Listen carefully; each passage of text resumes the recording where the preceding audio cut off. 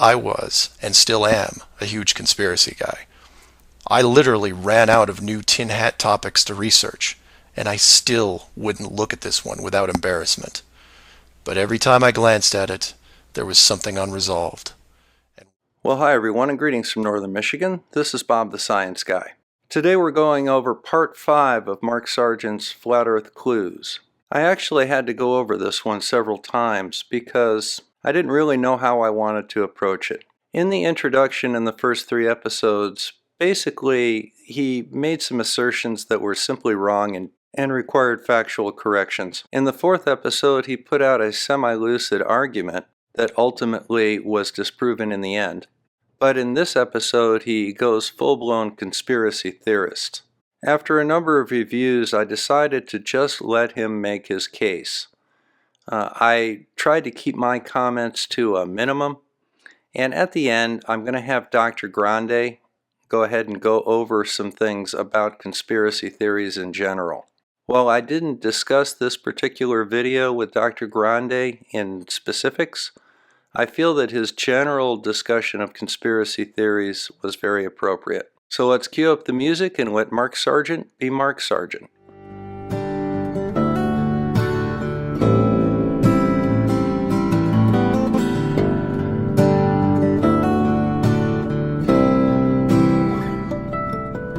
Earth Clues, Part 5, The Status Quo. This is part of a series of clues that can help you get your head around both the design of the flat Earth system we live in and who has been involved in the deception to hide it from you. This clue covers the inevitable and sometimes frustrating question of why the authority would go to all the trouble of hiding the flat Earth. I hate to be a skeptic, but why are we doing any of this? Well, it doesn't really make sense, does it? But it's just the sort of thing that generally governments do. My hope here is to show you different angles and a progression of events, all of which lead to a very changed world, both physically and mentally. To open, we have to go way back to when the world was a much more simple place.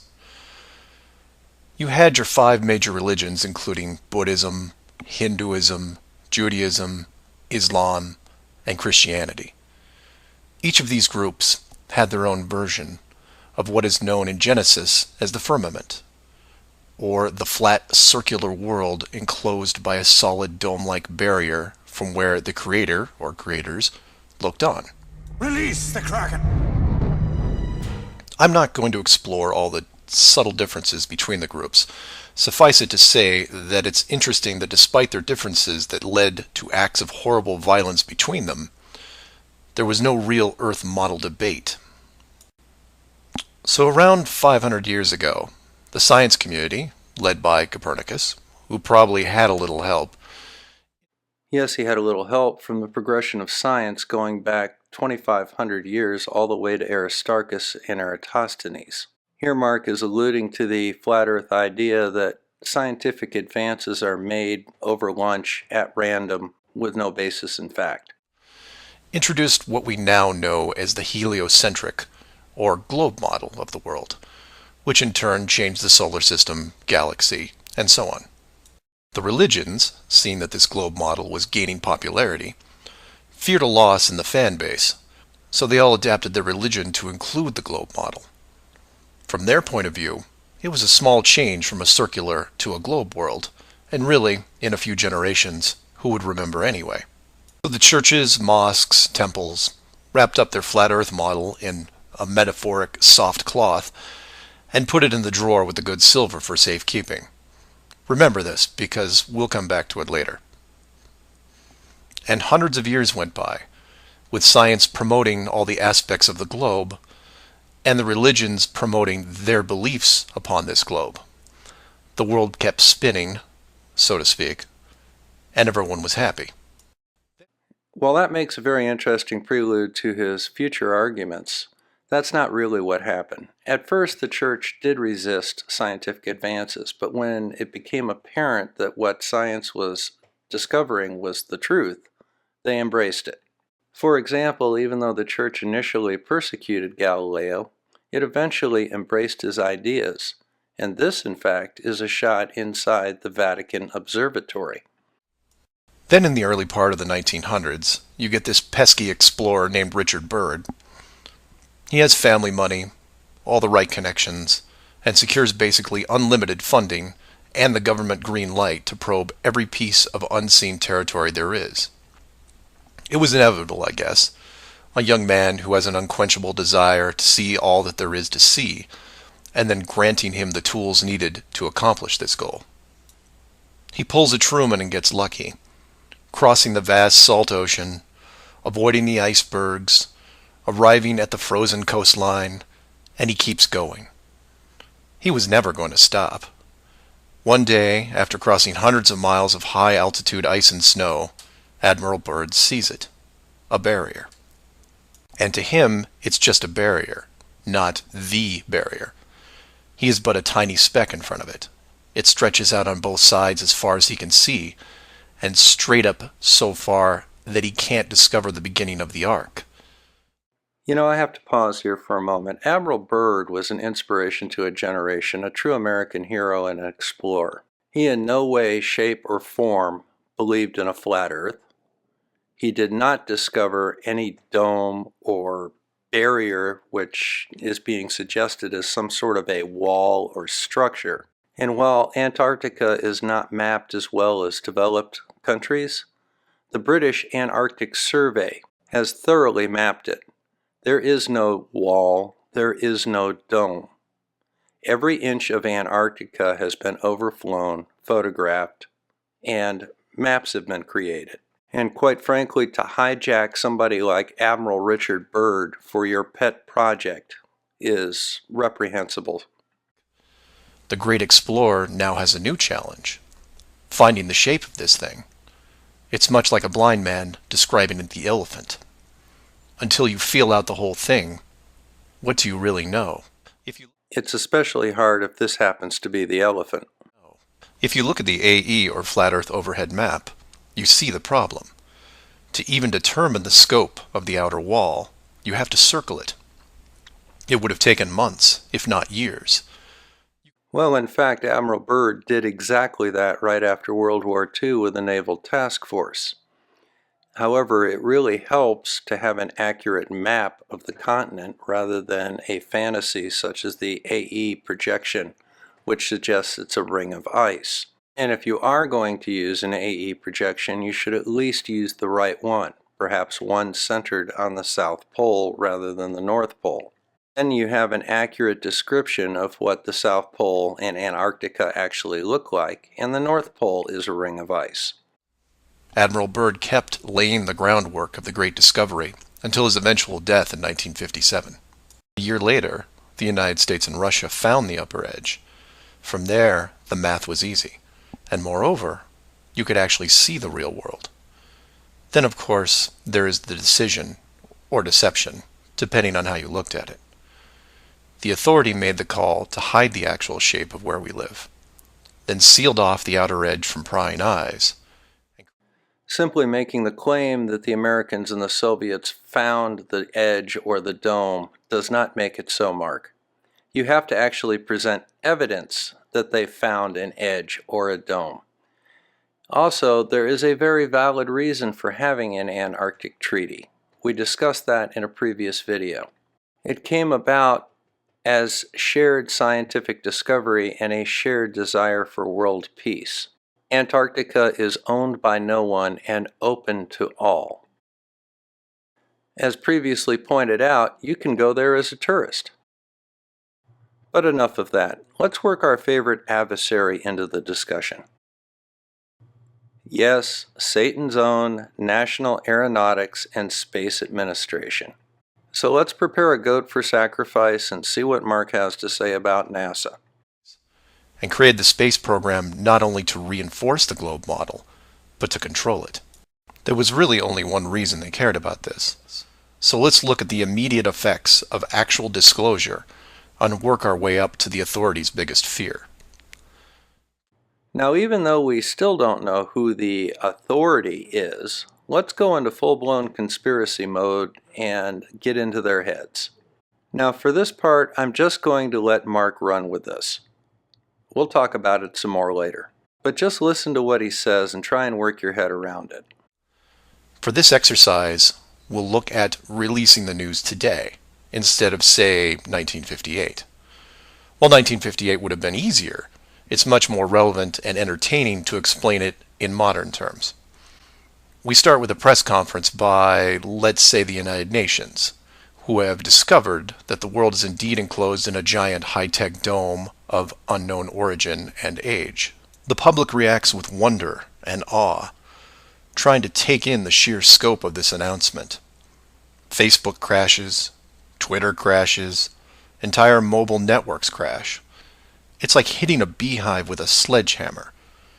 News organizations around the world send teams to the outer edge to confirm the finding, and the general public is glued to their media devices.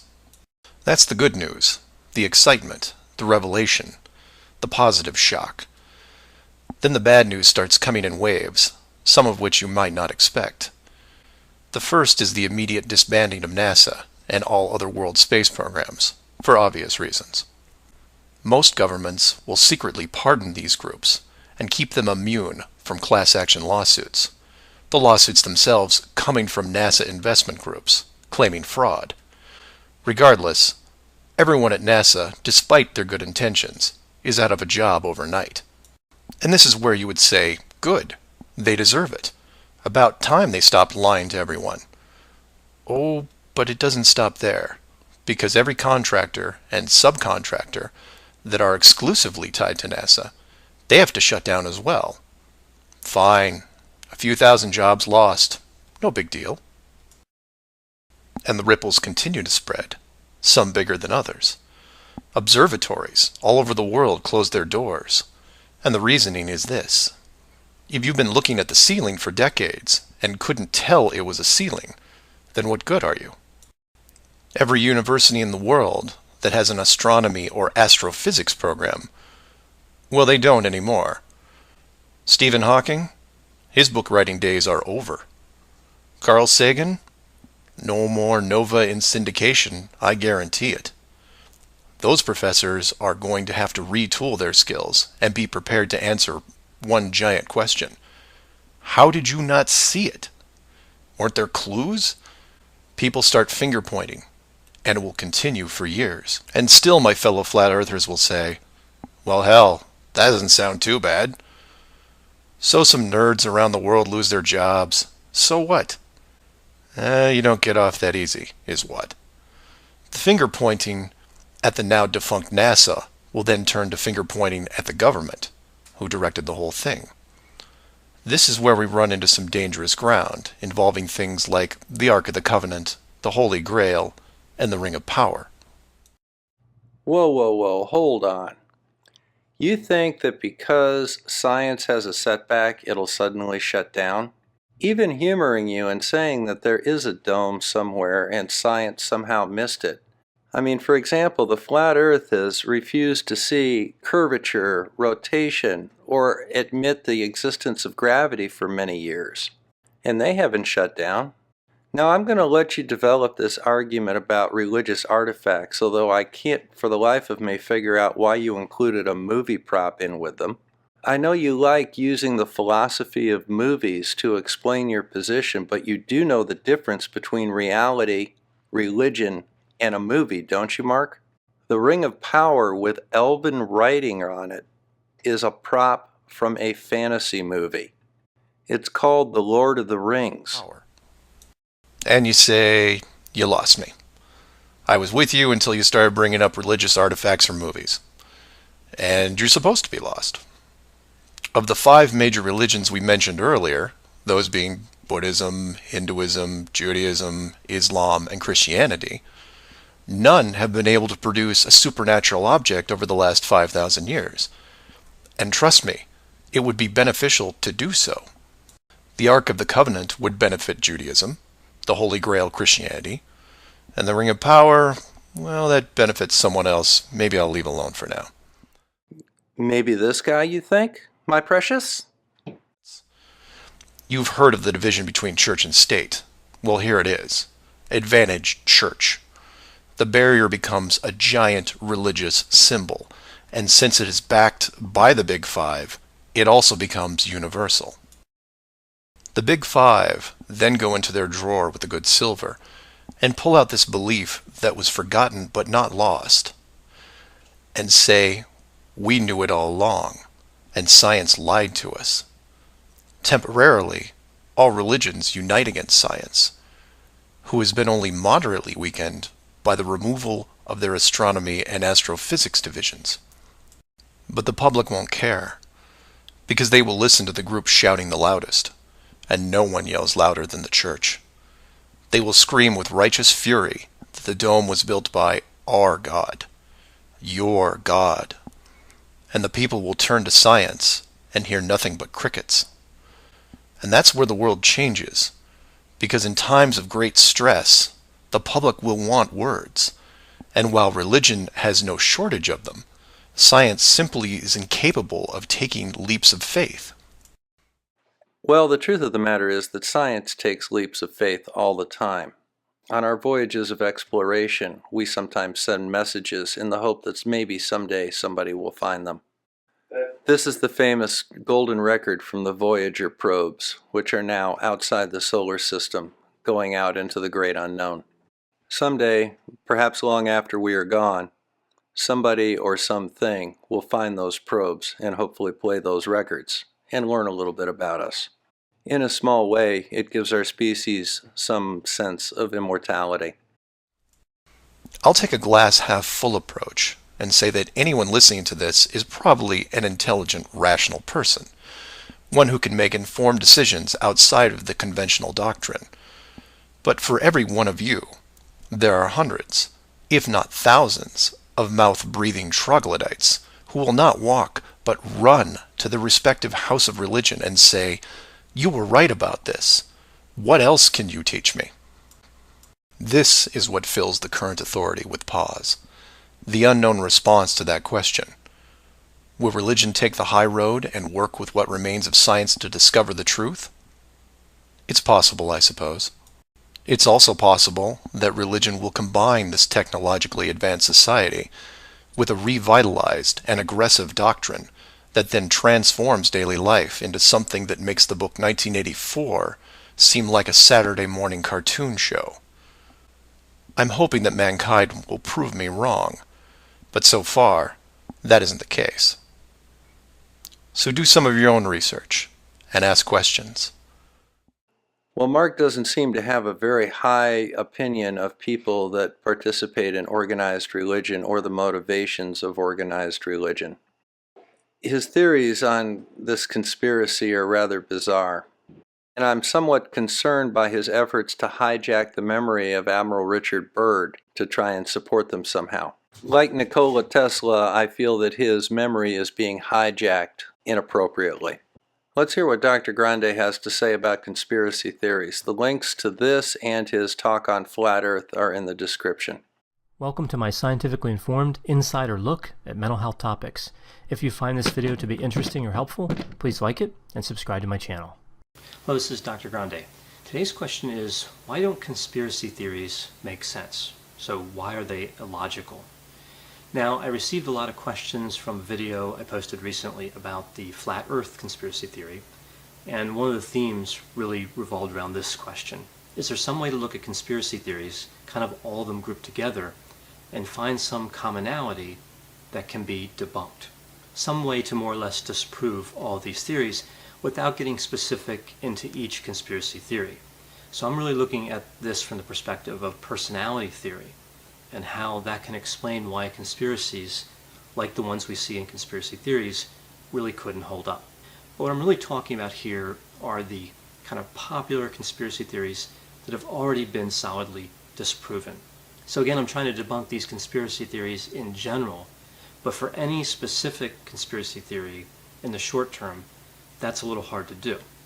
So what I'm really talking about here is, in the long run, conspiracies don't work. Really quickly, let's talk about why people believe in conspiracy theories. Well, I think that one reason is personality traits. This tendency to find meaning from randomness and believing that this meaning affects somebody personally. We call this an idea of reference. And I know that the idea of reference is actually a symptom for some mental disorders. That's not really what I'm talking about here. I'm talking about a subclinical idea of reference. Just believing that this could happen more often than average. We also see odd beliefs and magical thinking, and again, I know this is a symptom criterion for a mental disorder, but even at a subclinical level, I think these tendencies make somebody vulnerable to believing in conspiracy theories. If we look at the construct of schizotypy, which again taken to an extreme would be cluster A personality disorders, that's what we're really talking about here. We're talking about subclinical manifestations in many cases. Now, of course, as I mentioned before in my other video, somebody could believe in conspiracy theories and have no mental disorder or no irregular personality characteristics at all. That's certainly possible.